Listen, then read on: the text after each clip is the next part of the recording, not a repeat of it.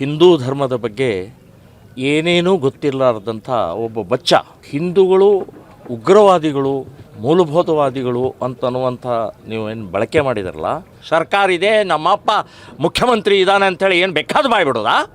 ನಾಲ್ಗೆ ಬಿಗಿ ಹಿಡಿದು ಮಾತಾಡಿ.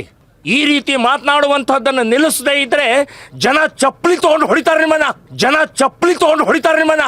ಮಾನ್ಯ ಸಿದ್ದರಾಮಯ್ಯನವರ ಮಗ ಡಾಕ್ಟರ್ ಯತೀಂದ್ರ ಇನ್ನೂ ಕರ್ನಾಟಕಕ್ಕೆ ಬಚ್ಚ ಅವರು ಹಿಂದೂ ಶಬ್ದ, ಹಿಂದುತ್ವದ ಶಬ್ದ, ಹಿಂದೂ ಧರ್ಮದ ಬಗ್ಗೆ ಏನೇನೂ ಗೊತ್ತಿರಲಾರ್ದಂಥ ಒಬ್ಬ ಬಚ್ಚ.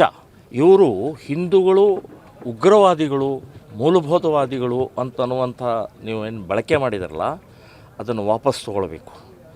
ಹಿಂದೂ ಎಂದೂ ಉಗ್ರವಾದಿ ಆಗೋಕ್ಕೆ ಸಾಧ್ಯ ಇಲ್ಲ, ಆಗಿಲ್ಲ, ಮುಂದನೂ ಆಗೋದಿಲ್ಲ. ಉಗ್ರವಾದಿ ಶಬ್ದದ ಅರ್ಥ ಗೊತ್ತಿದೆಯಾ ನಿಮಗೆ? ಏನು ಬೇಕಾದ ಬಾಯ್ ಬಿಡ್ತಾ ಇದ್ದೀರಿ. ಸರ್ಕಾರ ಇದೆ, ನಮ್ಮಪ್ಪ ಮುಖ್ಯಮಂತ್ರಿ ಇದ್ದಾನೆ ಅಂಥೇಳಿ ಏನು ಬೇಕಾದ ಬಾಯ್ ಬಿಡೋದಾ? ನಾಲ್ಗೆ ಬಿಗಿ ಹಿಡಿದು ಮಾತಾಡಿ. ಹಿಂದೂಗಳೆಲ್ಲ ಉಗ್ರವಾದಿ ಆಗ್ತಾರಾ? ಎಲ್ಲಾಗಿದ್ರಿ? ಒಂದು ಉದಾಹರಣೆ ತೋರಿಸೆ. ಈ ರೀತಿ ಮಾತನಾಡುವಂಥದ್ದನ್ನು ನಿಲ್ಲಿಸದೇ ಇದ್ದರೆ ಜನ ಚಪ್ಪಲಿ ತೊಗೊಂಡು ಹೊಡಿತಾರೆ ನಿಮ್ಮನ್ನ. ಏನು ಮಾತಾಡ್ತಾ ಇದ್ದೀರಿ? ಮಾತನಾಡುವಂಥದ್ದು ಏನಾದರೂ ಅರ್ಥ ಗೊತ್ತಿದೆಯಾ ನಿಮಗೆ? ಹಿಂದೂ ಇದ್ದಿದ್ದರಿಂದ, ನೀವು ಹಿಂದೂ ಇದ್ದಿದ್ದರಿಂದನೇ ಇಲ್ಲಿ ಬದುಕುಳಿದಿದ್ದಾರೆ. ಹಿಂದೂ ಉಗ್ರವಾದಿ ಆಗಿದ್ದರೆ ನೀವು ಬದುಕ್ತಾ ಇರಲಿಲ್ಲ.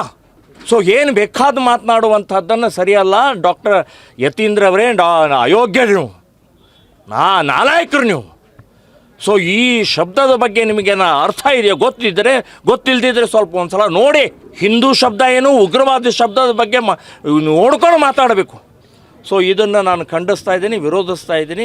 ಇನ್ನು ಮುಂದಿನ ದಿನಗಳಲ್ಲಿ ಯತೀಂದ್ರ ಅವರು ಎಲ್ಲೆಲ್ಲಿ ಪ್ರವಾಸ ಮಾಡ್ತಾರೋ ಅಲ್ಲೆಲ್ಲವೂ ಕೂಡ ನಾವು ಪ್ರತಿಭಟನೆಯನ್ನು ಮಾಡ್ತೀವಿ, ವಾಪಸ್ ತೊಗೊಳ್ಳದೇ ಇದ್ದರೆ, ಕ್ಷಮೆ ಕೇಳದೇ ಇದ್ದರೆ ಅನ್ನುವಂಥದ್ದು ಹೇಳ್ತಾನೆ.